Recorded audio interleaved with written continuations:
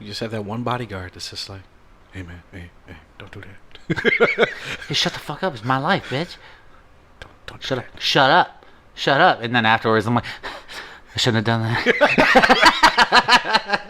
I think he needs to have like that one word that's literally tells you like you definitely don't do that shit. Like, bro, pineapple. what? Oh shit. Okay. Really? Okay. Hold on. I shouldn't do that. I shouldn't do that at all.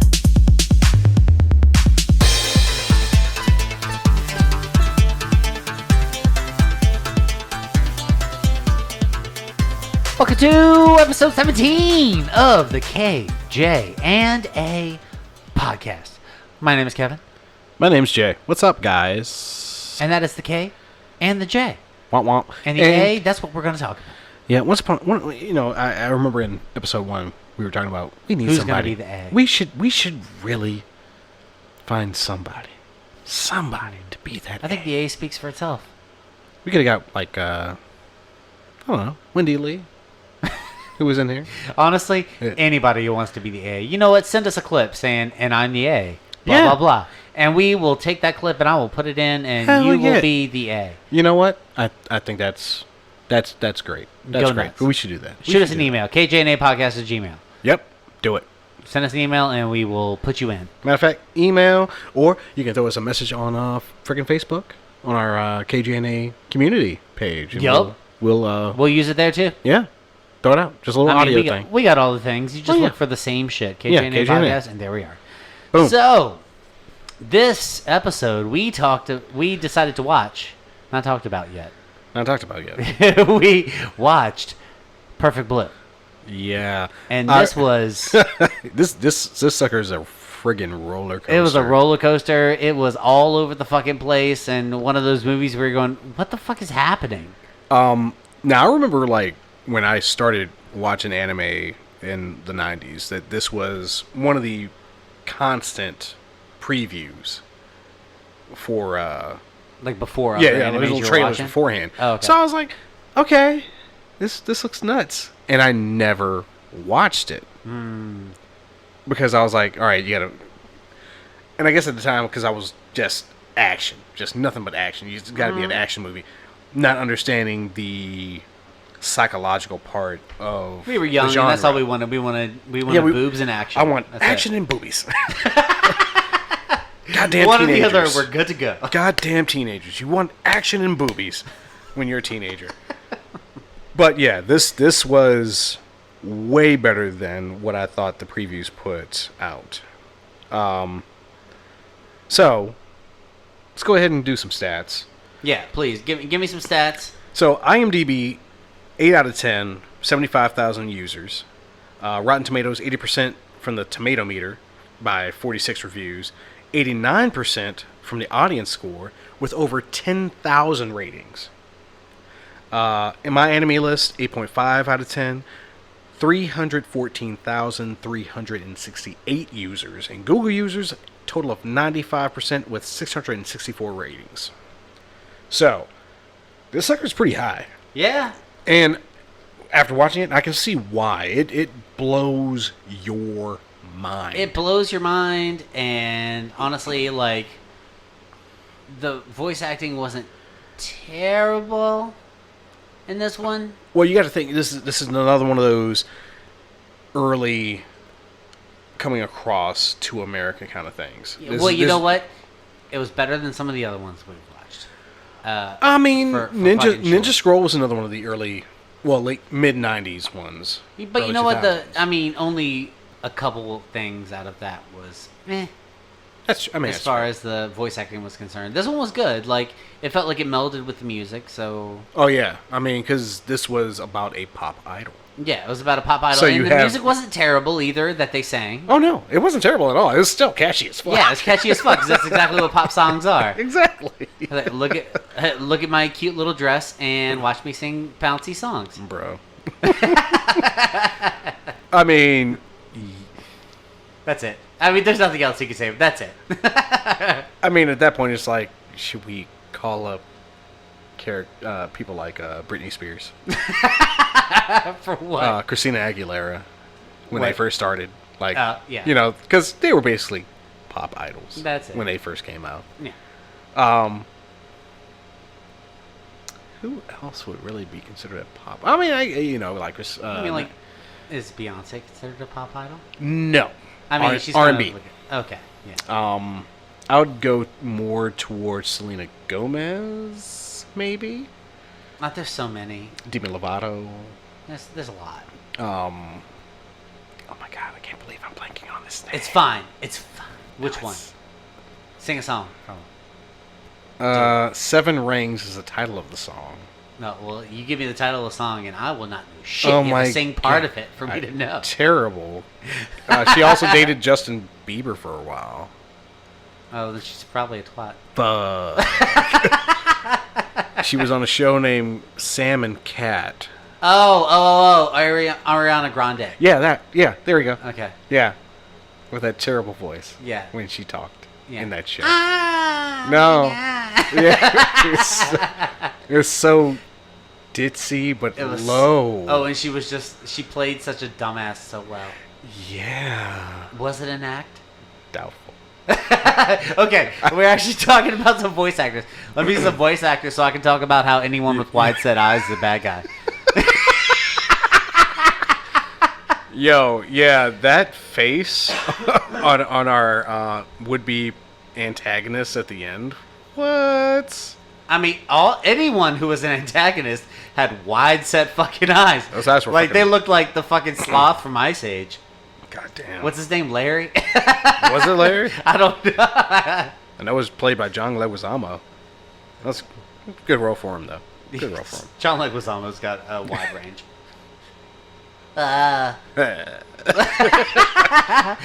You can't notice, but he made motion of his eyebrows. I actually wanted to set up a camera just so I could be like, this is what we do. Yeah. Eventually. What we'll get there. We'll get there. So the main character, Mima Kirigo, played by Bridget Hoffman. Apparently she went by an alias for this role. It was Ruby Marlowe. She also played the Princess Sheila in Bastard. Iris Veal von Einsburn in Fate Zero, and Sonia Wakabayashi in Eureka 7. Yeah, if anybody actually know those animes. I'm just saying. Okay. Well, I mean, we could probably write them down. Yeah, I'm just saying. I mean they're actually shows. They're actual shows. Okay. Not movies. Rumi was played by Wendy Lee. Yet again, Wendy Lee. Wendy Lee pops up She's a lot. a lot. Wendy Lee, come give us a call. Yeah, I wish she would. Email me. Good. I would love to hear the voice of Faye Valentine talk shit to me on the phone. Please. Terrible. You can come. We'll talk to you, and you could just give us shit. Yeah, for an hour. Just give us shit, and we'll just sit here and smile. And you know what? We'll put that shit in the podcast. Yeah, at some you point. goddamn right. Yeah, we'll fucking record that. Bonus episode. Boom. Yeah. Wendy Lee gives us a bunch of shit. We're gonna get sued. KJ and WL. Hey, I'd fucking listen to it. I would too. Like twice. She also played Bulma in Dragon Ball, Kione and Tenchi in Tokyo, and Twilight Suzuka in Outlaw Star. Okay. Yeah. Outlaw Star was one of the great formative animes that came out for Cartoon Network. Is that one we're gonna have to watch? That's is it a movie or is it a show, series? Show. Garbage. Todokoro was played by Barry Stingler. I could not find anything else. His pseudonym for this one was Gil Starberry. Gil Starberry.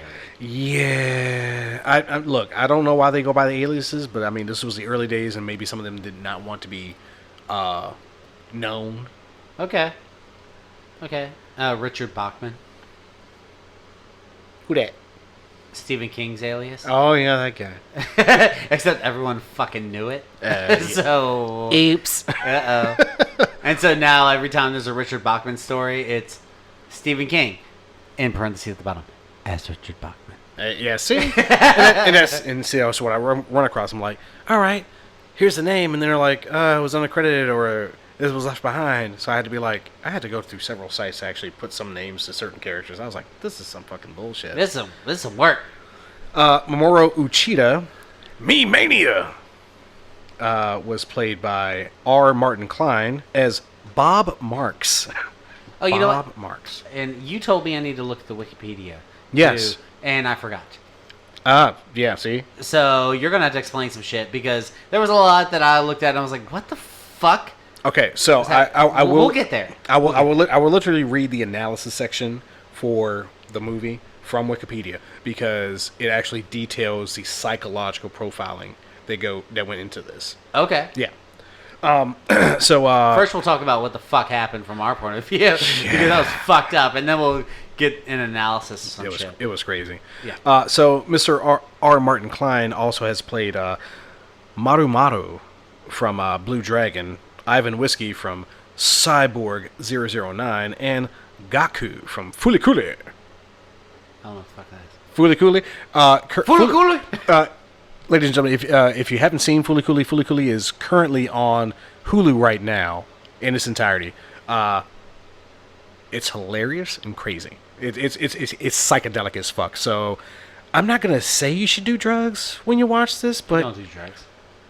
Maybe you should do drugs. You don't do drugs. You don't do drugs. I'm just saying. If you happen to be when you watch this, if somebody has some weed, you might want to smoke. Don't. No. We can't say that. It's illegal. It's legal. You're right. Tejima was played by Steve Bullen. Yeah, he was... Why are you looking at me like that? Because it's a blast from the past. Do you remember a show called The Creepy Crawlers? Yes. Which was based on a fucking toy? Yes. Bolton. Creepy Crawlers. Correct. He played Bolt and Jolt and a couple of other characters. Well, they were obviously twins. Yes. So he also played Mr. Simon and Rocky in Pound Puppies, and Sure Shot and Searchlight and Onslaught in The Transformers. I was about to say that has to be Transformers. It's all Transformers. Those are all Transformers names. Takao Shibuya was played by Steve Apostolina as Jimmy Theodore. Couldn't find anything Jimmy else. Ted? Jimmy Theodore. That dude's whole name is nothing but acronyms, or yeah, not even acronyms. Well, I mean, you get fucking Apostolina is his last name, so I'm pretty sure he didn't want to use that as his acting name because it's a little long. Yeah, right. That's what she said.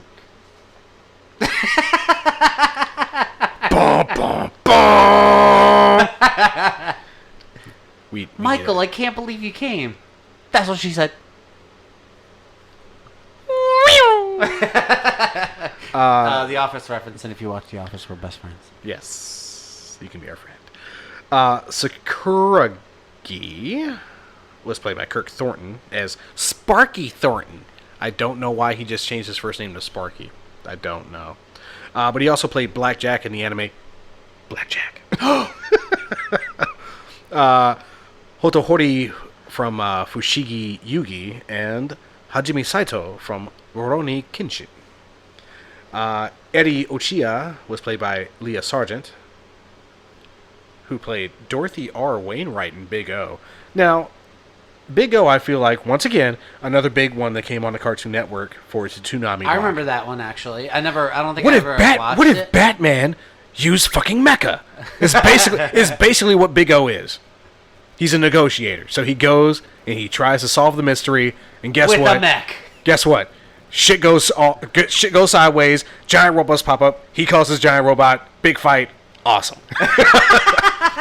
That's Big O for you. There you go. We just got a summary of Big O. Big Uh-oh. She also played Artemis and Sandra and Vina in Cyborg 009.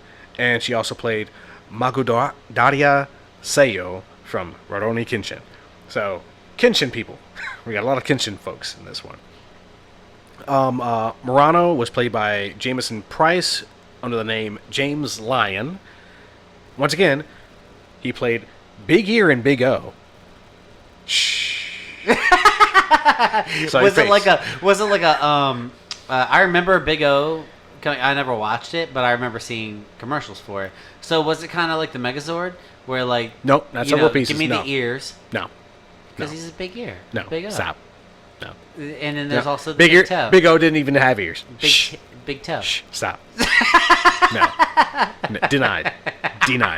So denied. And then here comes, we need the big dick to complete Big O. Christ. Right, ladies? Stop. You need that big O, right? No. No. Jesus Christ. I make myself laugh and I don't care. Terrible. He also played Martin Jigmar in Scried and Kusanagi Shiyu in X, the series. That's right. Oh, that's right. X, the series, not X, the movies. X, yeah. X, For some reason, the first thing that popped in my head was Mega Man, and I was like, that's not right. No, not right. That's not right at all. Way off. The director for the show that Mima eventually is on was played by Steve McGowan as Elliot Reynolds. The character of Yada, I don't know who played him in the English cast. Yada? Yada. Which one was Yada? Exactly. A lot of characters did not have names. Okay, so it was one of those things where they gave the names, but they never said it in the movie. Correct. They were not actually named. Now, I probably could just read the actual after credits. Right. But you know what? That's work. Exactly. And it was all in Japanese. Yep. So... Womp womp. You ain't getting shit. Womp womp. Bye-bye. So, sorry, moving on. Japanese. Yukiko was played by Diane Di Rosario as Bambi Darrow. Bambi Darrow? Bambi Darrow. Okay. That was her pseudonym for that. Her mother. She played Sean Airy in Bastard as well.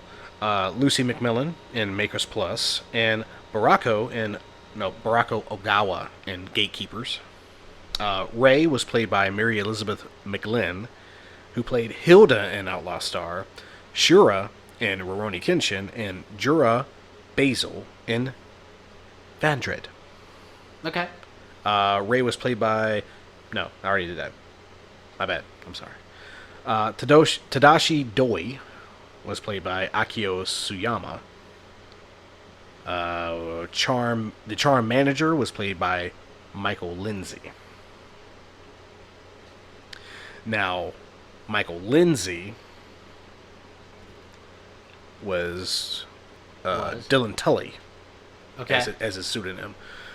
He played Kisuke Urahara in Bleach from episodes 1 to 231. That's a lot of episodes. Yes. That's a lot. Yeah. Shinichiro Tamaki in Code Geass, and Tomite I've heard of that one. Yeah. That's another really good one. I think we really should review that one because that one was really good. All right. But he also played Tomite and Fushigi Yugi. Now, unfortunately, we've got some deaths that we have to note for this episode. Do we? We do. Do we have to bring it down? I feel like you have to have the respect. Okay. Out of respect, we're going to talk about... maybe I should play some sad music over this. A little bit. All right, go ahead and talk about the deaths. Violence. Michael Lindsay passed away on August 31st, 2019, at the age of 56, and he is survived by his wife and 2 children. We also I feel like this is like As the World Turns music. I'm sorry.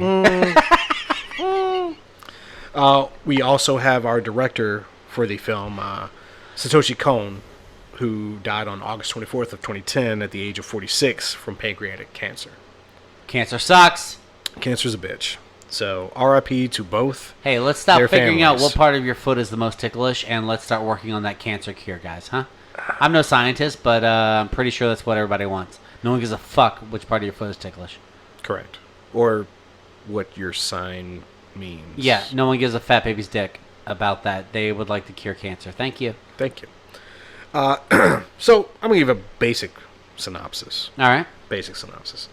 Plot follows a member of a Japanese idol group who retires from music to pursue an acting career as she becomes a victim of stalking, gruesome murders begin to occur, and she starts to lose her grip on reality. Yeah, that's appropriate. That's pretty standard fare. Boom! Because, let me tell you, like I said at the beginning, I'm going to talk about the art real quick. Hit it. The funniest fucking thing was at the very beginning when there were 3 people talking. And the 3 guys are it was the 3 guys that constantly popped up. And see, I'm pretty sure that some of those names that I named off were probably those 3 characters. One of those 3, yeah. Because they constantly pop up. They popped up a bunch of times and everything, but it was just like right before something important happened. Yep. Like they just happened to be in the crowd. But what I was getting at was if you watch the very beginning, first like 3 minutes, that dude on the left doesn't even animate. They shake him like he's on fucking South Park. He doesn't move. It's just they move the entire thing like he's talking. He's not talking. You know, he's not moving his mouth. It's just the whole body shakes like he's on a stick. Which is fucking ridiculous. And I look at him like, you call this a fucking movie? And it's the only time they did it the whole fucking movie. It doesn't make any sense. It doesn't make any sense why they did it just right then. Where I was like, really? You just wanted to save that extra $3 to make this dude shake around a little bit? I mean, I can't say that. But also, according to the artist in this, if your eyes are exceptionally wide set, you're a bad guy. Because there are 2 bad guys in this movie, and both of them look like fucking Lenny from Ice Age. They got their eyes on the side of their head like they're a fucking prey. Wow. Like they're a goddamn deer, as opposed to a lion. Close to the center. Besides that, I really enjoyed the animation of like when her pop idol self was chasing her, and it would just like skip along behind her, but then it would look at a mirror and showing Rumi just like running. Yeah, right. Her. Yeah. Towards it was the at end. The very end. That shit was that was pretty fun. That was fucking crazy. Yeah, it was crazy, but at the same time, it was me trying to wrap my head around this fucking thing because they jumped around kind of like they did in A Stranger, but at the same time, they also kept more of a linear story than A Stranger did. Because, like, at the beginning, you kind of got what was happening. In the middle, it was fucking insanity. And then by the end, you knew how it ended. Oh, yeah. Kind of, you were still curious about how it got there. I think that's how I felt at the end of it. I was like, how did we get here? Is this real? So what the fuck? I think for me, you could see the deterioration of Mima's character start fairly early on because it's a lot of stress. So we being normal people, you don't really understand the stresses of being an idol. Oh, absolutely. Because you have to think that you're groomed. In Japan, you're groomed. Yeah, from an early age, you're groomed to be an idol. Yeah. Like they actually have It's just schools. like Korea's the same. Yeah, you have actual schools that prep you to go into these careers. Yeah.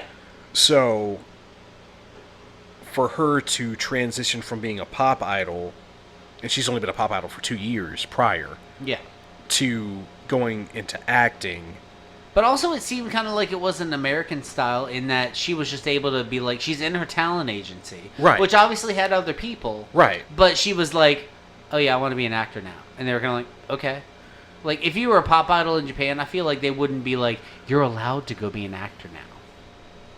But I don't know. I don't know for sure. Yeah, because I mean that happens a lot in America now too, because you have a lot of The people, Rock. Yeah, well, The Rock's got a lot of friggin' revenue streams. Absolutely. I mean, he's got. But I mean, that's just the thing that pops up at me. He was a fucking wrestler, WWE, and then he went to acting, and after then, the Scorpion King, and then he's got his tequila. He's got his energy drink line. He's got a lot of shit. He's got a lot of stuff. And going dude's on. like over 50 years old. And he looks better than me. He's fucking ripped as shit. He's ripped as a motherfucker. And he constantly is changing his workout routine for whatever movie he's working on. Yeah. To fit the role of the character. Yeah. You know my favorite? My favorite one that he ever did? You mean every single one because they're basically the same person? No. No? The one where he was not the same person. He played the gay bodyguard. In what? Was it movie name? Get Shorty? Ah, yes. Yes. Okay. That was not the same person. And also, we could talk about the Tooth Fairy. Yeah. Yeah. That had some range. That had some range. I watched that the other day with my kids. I mean, everything else is usually just him being The Rock. Yeah, and he just has terrible. to do the eyebrow at some point. But I am really. He's getting better though. I'm looking forward to Black Adam. He's getting better. I'll give him that because he doesn't have to do the eyebrow every fucking. He doesn't. He doesn't. I mean, he so pops up on. It WWE. used to be at the beginning. Yeah. He had to do the eyebrow because that was his thing. Even when he was the fucking Scorpion and they CGI'd his ass. He was like, did the eyebrow, and you're like, give me a fucking break. Stop. Anyways, we're talking about this shit. Yeah, I know. Well, I mean, it's a transitional because, you know, we have live action people, real life people who have done the transition from one thing to another. Yeah. So it's a stressing process. It's not something that you're just going to jump into. For The Rock, it was, I'm a CGI character. I was maybe in normal form for like maybe a scene. Yeah. And that's it. And he just screamed maybe once. He didn't actually say any freaking words in the first Scorpion King movie. And that's the same thing that Mima has to go through. She only has like a single line in the first episode she is in this drama show that she's in. Yeah. It's actually a police thriller. Yeah. So for that, and then to have her agent be like, hey, could you use her more? Yeah. You know, to try to get her I felt bad that there. one of her agents died and the other one was fucking crazy.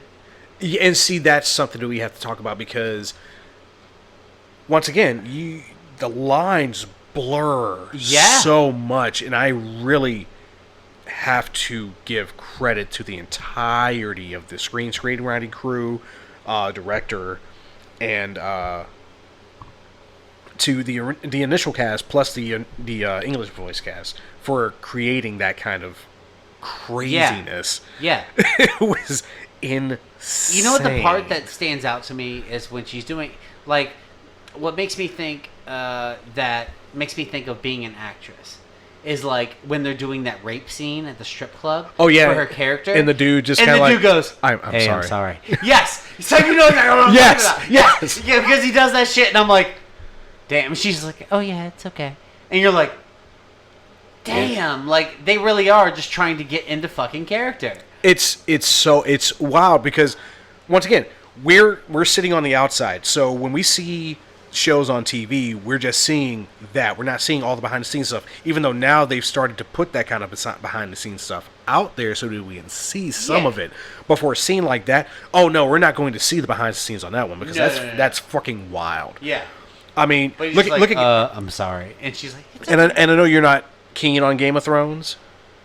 No, I read all the books. I know you read all the books. I'm saying for the series itself. Now, scenes from that, I could see behind the scenes stuff on certain instances, like in the whorehouses, or for instance, like Jaime and Cersei getting it on. Like, you're not going to see behind the scenes on those specific scenes. Right.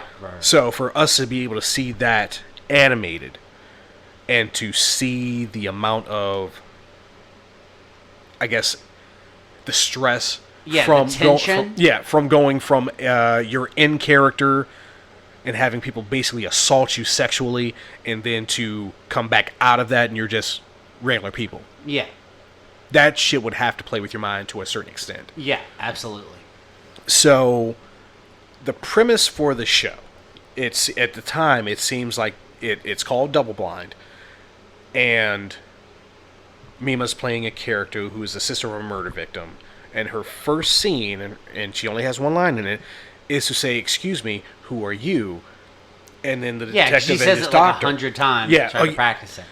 And see, following that scene, she finally goes onto this website that was faxed to her. Yeah. Called Mima's Room. Yeah. So, and I don't understand how she did not kind of grasp that. I don't understand why she wasn't pissed. Yeah.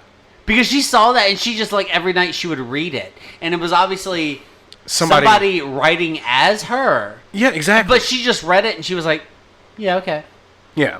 And she would read it every night, like, am I thinking this? No, motherfucker. If you see that shit and they're like, oh, this is me, you say something. Like, you go, I don't know exactly. You would go to, like, I don't know, the Internet Bureau? I don't know. I mean, it seems like it was still like the early days of the internet. I mean, you have like a Macintosh. Yeah. A Macintosh, not a. The website was HTML. Yeah. I can tell you that. Yeah. But she was reading it, and crazy wide-eyed dude was writing as her. Yeah. So, to give a little preface to that, when the movie starts, we're at a stage show for what looks like a Power Ranger stage show. Yeah, but it's not just that. It's all kinds of acts. So from TV, from music, and all this stuff. And Cham, which is the musical group that Mima was a part of, is doing their performance next after the Powertron show. So they get on stage, and there are these 4, I guess you would call them hoodlums, and I hate to say hoodlums, I mean, they're punk-ass kids. Yeah, they're punks that constantly come to their shows and cause shit. Yeah. But we constantly see these other 3 guys who are grouped together who are always talking about Cham, what's going on with Cham, and each one of their members. So these guys start popping off shit, and one of the guys who looks like he's in the photography section, who does not have a camera at all, he's just holding Mima in his hand. Yeah, in his hand, he's holding just Mima. Now, even when she's not there, he's he's just holding got her where she would be. Yeah, it's fucking wild. But he comes up from the photography section, goes to them, tries to stop them, and it almost incites an entire riot. Mm-hmm. So this literally is our introduction to our possible antagonist. Yeah, because he's trying to stop them from being mean to Cham, but then Mima stops them. Yeah, and it's like, hey, I'm going to be an actress from now on. This is my last show. Yeah, and that kind of sends a lot of people into a little bit of uproar, but at the same time, it's sad. So, they do their last performance, but it also is jumping between that last performance to her day-to-day life as she's going to the grocery store and she's starting her transition into being an actress. Yeah. So, there's that. Let's get out of that. Let's get back to the crazy. Yeah. So, as the story goes on, we see that Rumi, who is another one of her agents, who is looking out for... Yes, Rumi and the other guy. And Rumi used to be a pop idol herself when she was younger. And she's trying to look out for Mima's best interest. And she thinks Mima should stay as a pop idol, whereas her other agent, Todokoro... is just trying to help her along to be an actress. Right. Actress. So, they begin to butt heads when it comes to this rape scene. Yeah, because the only thing that he can really find for her is like a line or two in popular shows. Well, it's only this one show that she's in. Oh, that's right. Yeah. And then, but also in that extra scene, it's like there was a rape scene. Like she had to be raped by people because she was supposedly a stripper. Right. Her character was. Yeah. And he was like, yeah, there's a little bit of a rape scene, but you know what? You got to take what you can get right now. See, there are little details in this, like the fish. That die and then come back? You're like, the fuck? Yeah, so when you watch this, you need to pay attention to a lot of background things that kind of tend to jump into the foreground but then fall right back into the background. Because it kind of alerts you to what might be real and what may not be real. Which I still, when I finished the show, I was like, which parts were fucking real? Okay, so there are instances when they film a scene and then something happens outside of that scene. And then she wakes up and she's either back at the beginning, like back in her apartment, and then she's back into scene, which kind of throw off the dynamic of reality. Which, once again, it kind of adds to that what's real, what's not real. Yeah. And that also falls into that dissociative personality disorder. Because you're not really sure if she even has that after all this is really going on. Yeah. When you come to find out who the true antagonist really is. Yeah. Because she was the one who was pulling the strings for other wide-eyed dude. Exactly.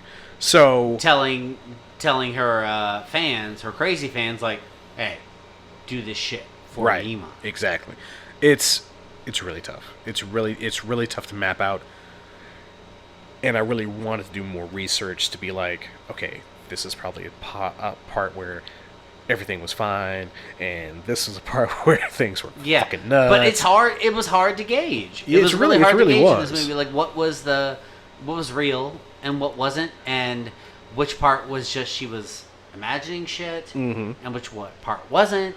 Like, at the end, I was like, is this... It kind of felt like the end of Inception, where he's spinning the top. Right, like, and you're like, is it going to fall over? Is it going to fall over? And then they cut it out, and you're like, fuck you! Gotta give Christopher Nolan props for that one. God yeah, I mean, that's the perfect ending. Yeah. But when anyways, it leaves you hanging. At the end of this one, you're like... Yeah, you're still like...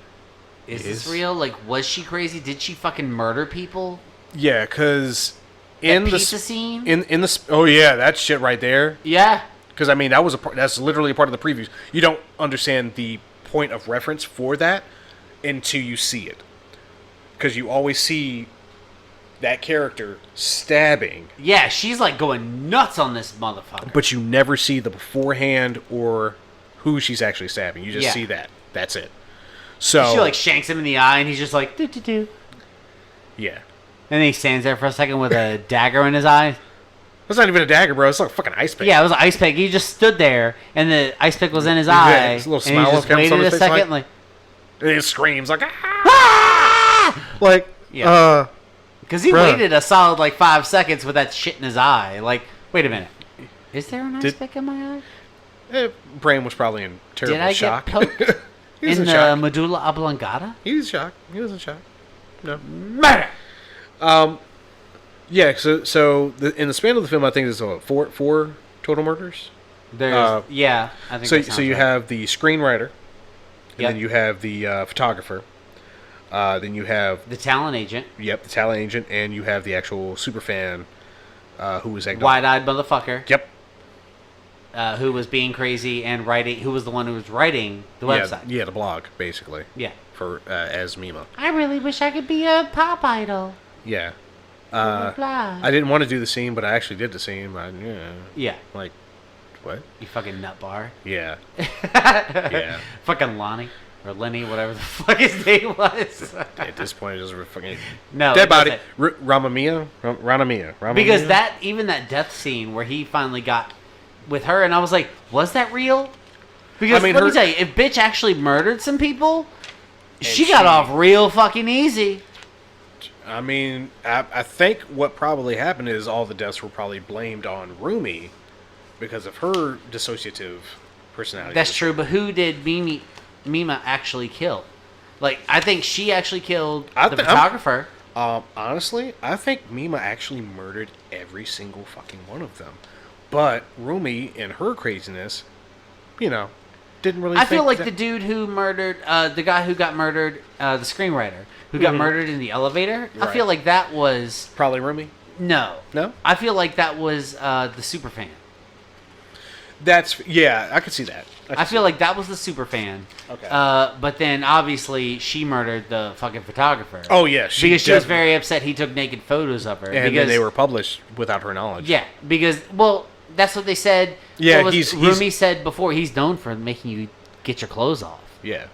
No, it was one of her friends. One of the other Sham members. Yeah. They were like, yeah, he's known for making you get naked, and she did. Yeah, she did. She was bucket naked. Mm-hmm. So, but then there was the third murder of the actual superfan. That was Mima. Oh yeah, that was definitely Mima. Yeah, she hit his hammer in the side of the head. That was fucking self-defense, but it also looked like he got a fucking ice picked in the eye too. Yeah, and then the last one I can't say. To the core. The talent. To the core. Other, yeah. Rumi's Yeah, co-agent. Co-agent, yeah. I feel like that really sucked. Like they just showed him. The last scene they show of him is just him dead. Like they don't show anything else. That poor guy. No, he was trying to do his job and doing the best he can for Mima. He literally said he's going to go do one thing, and then they're going to go hang out and party for the wrap of the show. Yeah. And then his ass ends up dead right beside Superfan in the fucking studio. Yeah. And you're like, when did that happen? Yeah. I feel like Rumi did that one. Yeah.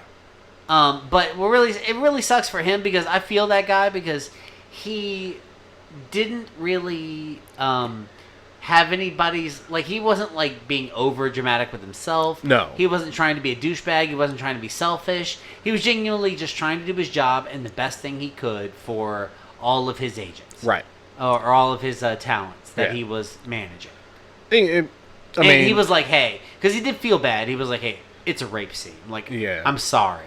Yeah, I really don't like that you're doing it, but this But is if you want to start your acting chops, it's like, unfortunate. This is and see, I do. feel like that's a lot. It kind of comes up a lot for female actresses when they first start out. Well, man, that's a whole other. I know that's a whole other thing. But I'm just saying because I mean we've already discussed the whole Roe versus Wade shit. Olivia Munn. Yeah. Let's get Magic Mike. I mean, we could get into first acting gig that I know of. No, she was Psylocke. First acting gig that I know of. Psylocke was after she showed her tits in fucking Magic Mike. Was it? Yes. I thought it was before. Nope. Check your dates. All right, well. Check your dates. I was wrong. So be it. I didn't want to watch Magic Mike, but hey. But you know what? I didn't watch Magic Mike. But good. I seen that scene. But anyways. Lucky you. Well, yeah. I had to watch the whole damn thing.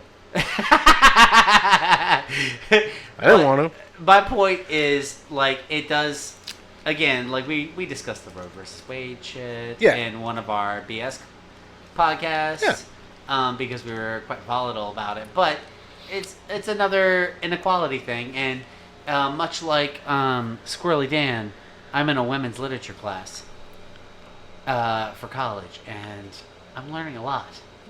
Yeah. the patriarchy? Yeah, it's bullshit. Yeah. And ladies, I'm just going to tell you now officially, I'm sorry. I do my best to fight that shit, but I can only do but so much. I'm sorry. Yeah. We're guys, but we understand it. You know, you should be equal. You should be equal in every sense of the word. We shouldn't have any fucking say on that shit. No, there should not be any sort of me telling you what you can do. Last time I checked, that's your body. Yep. Go nuts, baby. Yep. Do what you want to do. Hell yeah. Anyways, let's get off these depressing topics. So, talent agent, lots of people die in this, and she's kind of going crazy because she's trying to decide whether she made the right decision. Right, and she's constantly seeing her past self. I guess a Cham. Yeah, self. The Cham self, Chamima, because she's in that outfit that she wore at the very beginning. Yeah, and she's always like, "I'm happy right here." Yeah. And she's like, "Who are you?" It's fucking crazy. It's fucking wild. But the best part of the whole fucking movie was the end, where they were running through the streets. Oh yeah, when she sees her Cham self in a new outfit, but then in the mirror you see that it's Rumi. Yeah, Rumi dressed as Mima. Her, and then when she's chasing her, and it's like the spotlight. I mean, like the fucking vision of herself is skipping and floating and flying after her. Even though Rumi is and not. Then they Rumi cut is to like fucking the reflection of Rumi. She's like huffing because she's heavy. She's a little heavy. Yeah, she's a little heavy set with her wide-eyed, crazy ass, Lonnie-looking ass, sloth-looking Ice Age bitch. Oh, Wendy Lee, you did so much good work with this. Oh my god, but it was so. I don't know. It was different. Because the whole thing, it felt almost like a Stranger. What animation wise? It went all over the place. But it closed a whole hell of a lot better than A Stranger, and it opened a lot better. Oh, the entirety of this film was so much fucking better than A Stranger. Yes. I mean, many things are better than A Stranger, but it opened and it closed. I felt like it was kind of like an eyeball in the shape that, like, it started tiny, went really big in the middle, and then tiny at the end. Now, granted, I still felt a little confused at the end. That's fair because I mean, her last words, Mima, in the car. It's me. Yeah, I'm the real one. Yeah. Are you? Yeah, and see, I love it. So, with that being said, let me go ahead and I will go ahead and read this little analysis. Okay, yeah, read the analysis on Wikipedia. So, They actually had a professor, Suzanne Napier, stated that Perfect Blue announces its preoccupation with perception, identity, voyeurism, and performance, especially in relation to the female. Right from its opening sequence, the perception of reality cannot be trusted with the visual set up only to not be reality, especially as the psychodrama heights towards the climax. So, psychological dramas were not a thing done in Japan, really.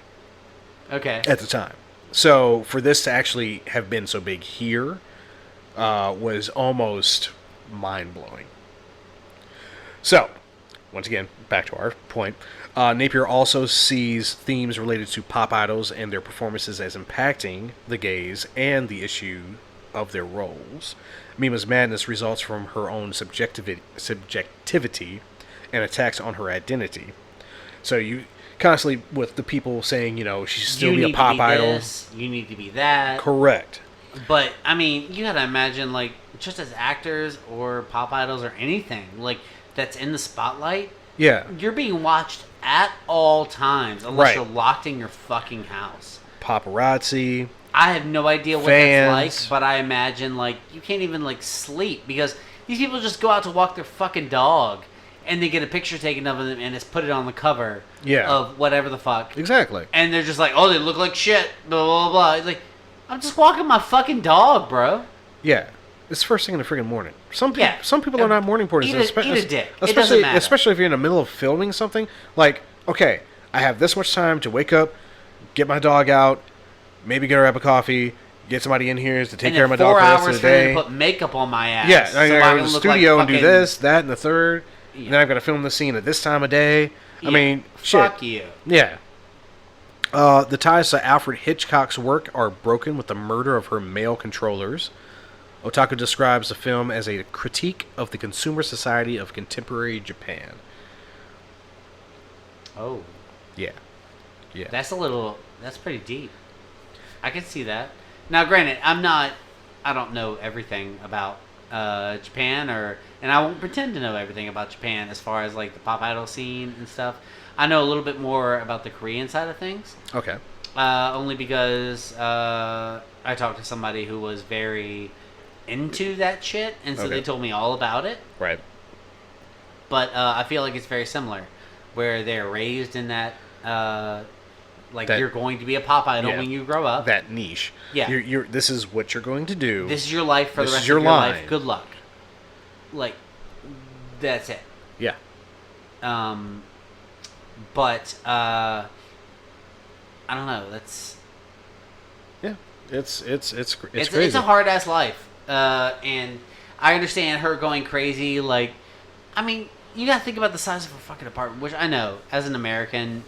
Yeah, we're used to. It's completely different. Like, the room that we're in right now is probably twice as large as an apartment in Japan. Yeah, easily. Where they have everything in that one apartment. I don't even think she had an fucking bathroom. It's minimalistic. It's minimalistic. Yeah. That's their style. She had to have. Well, yeah, I mean, she probably did not have a whole bath, because 9 times out of 10 you have to go to a bathhouse. Yeah. So, I mean, I can imagine the room that she slept/lived in, plus at least a small kitchen space, plus at least somewhere to go to the bathroom, in that other small little nook. So, which was like the small balcony she had outside as well. Yeah, so that's the gist of her apartment. Yeah, and she was a fucking pop idol, and this was like, this is what she had. And even Todokuro was like, pop idols we don't get much money from record sales. Yeah. Yeah. So you have to do a lot to gain the money that you really need as a singer, songwriter, producer, I mean, whatever. because it's mostly, I assume, like, royalties. Yeah. I mean, but that's down the line. Especially nowadays, you're not getting fucking CD money. I mean, because everything's online. Yeah. The one scene where they're like, Cham, that is now the duo, finally hit the top 100. They hadn't hit the top 100. Yeah, they hadn't hit the top 100 until they were without Mima. So that means, what, at least 83, right? I think they were 83. And, they had a little celebration. And apparently they got their own radio show following that, too. So they started getting better without Mima. Mima was doing kind of better, not better, without them. So she was also struggling with that. Right. Because, granted, you'd feel bad as shit if they started doing way better without you. Yeah, and they weren't doing the same thing. Like, they weren't in the matching outfits. They were in, like, a little denim. They were sort of the same get-up, like a denim tank top and shorts. But yeah, but it wasn't like the cheesy... No, it wasn't one cheesy. Piece. Yeah. One piece and... Tutu. Garter belts and shit. Yeah. It was unnecessary. Well, I mean, it made them happy, and they were cute, so good for them. Yeah, so, little notations. Psychological horror was not a mainstream genre in Japanese animation, and there was no precedent for it at the time, so it would normally be... would have been rejected, like I said earlier. Because... Wow, animation's supposed to be fun and action-packed and stuff like that. You wouldn't think of a psychological drama or horror thing going on in animation at the time. I mean, horror by itself, but not something psychologically driven. Yeah. This was heavy psychological. Yeah. So, again, there was action at the end, and that was it. I constantly psychologically want to drive people towards Evangelion because it gives a lot of perspective on self-perspective and the different. I normally don't try and watch a movie a second time, but this one is actually one that I want to watch a second time. Yes. Just see if I miss shit. Yes. Because there's a lot of stuff, like, I need to watch it a second time. The first time I watched it kind of, I'll be honest with you, like, half on, half off. Watch the scene when she is on the train and... You mean like she always takes her left foot out of the train sort of shit? Watch every perspective as you can. Like, even pause it. Just pause it. Look around. In the talent office, look at the poster that I think is on the left wall. And tell me what you see. What? Tell me what you see. What? I'm not doing it right now. Not right now. No, I'm just saying. Just for everyone. Just pause that. Pause it. Look at the poster. Tell me what you see. There's... it corresponds. All right, with this one, is there anything else you got to say about that Wikipedia entry? Because I feel like there's really not a whole lot we can get into on this. No, this one is... You have to watch it to understand it. This is a huge... If I were to get into depth, this is something that would take lung power to really digest. I mean, this is psychological good shit. This is stuff that could get therapists and psychoanalysts a lot of fucking money to psychoanalyze and shit. Yeah. Okay, yeah. Because I mean, the basic gist of the story is she goes from being a pop idol to tries to be a pop idol to an actor, but there's two people. Well, there's one person trying to stop her and using everything she can to get her, like, murder and everything. Oh, it's outside forces, internal forces. And everything is also kind of going crazy conflict. Because of it. Yeah, it's crazy. So it's crazy, but it's so good. You definitely need to watch this. Oh yeah, and definitely. Now, if we're gonna go ratings, okay, do ratings. Let's go do ratings. I would give this one like a 7.5 out of 10. 7.5 out of 10. 7.5 fucking crazy ass ice picks because bitch is crazy. Yep. I remember getting that text. Bitch is crazy. Bitch is crazy. That's what I texted his ass. That shit. That's very vague. Yeah, it's extremely vague because I know that he watches it like probably the day of us recording this. Oh, I mean, and so I always text him after I finish watching it, like, motherfucker crazy or some crazy shit like that. Yeah, I want to start revising my way of doing things. I really need a proper schedule of how to do things because I don't like waiting until the very last minute, but at the same time, it's like, when you do, it's fresh in your mind. Like, yeah, it's when just I fresh. come here, I've seen it. Days in advance. 4 days.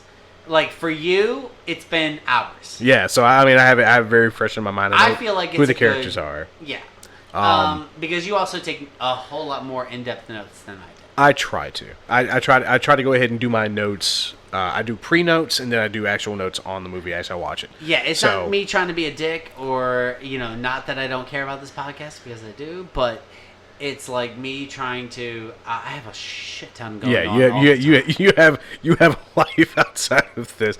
I have a lot going on. I literally have just this. But I genuinely love this podcast. I love doing this. It's so much fun. It's a good time. It's one of those things where like I enjoy it, but like we missed last week. Yeah, but that was necessary. And so today, I was so excited to come here and record. I'm not even kidding. I'm still excited to record. And for those of you listening, we're recording the next podcast right after this. Oh yeah, we're and I'm super excited about it because we haven't recorded in 2 weeks, and I'm excited. Yeah, we're gonna get shit done. Even if we don't make money, I'm so excited about doing this. It's so much fun. Anyways, what's your rating?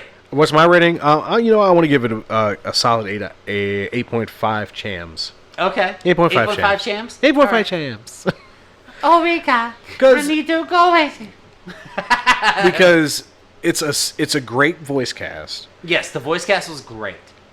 For its time, it's great animation. Mm-hmm. The story is amazing. Yep. The psychological in-depth nature that we have in this is, once again, something that literally makes you have to watch it several times to really dissect every I think reference. I'm going to watch this again. Oh, I have to. Yeah, because I want to get those pieces that I missed so I can feel like the whole thing is, like I said, complete. The scenes where she literally goes through it, and then she literally like pops back, and you're like, was that actually what happened? Or is this next line? Because I'm telling you, like, describing this in voice is a lot harder because there's so many details we can't... Like, we would have to describe you second by second of this movie in order for you to get.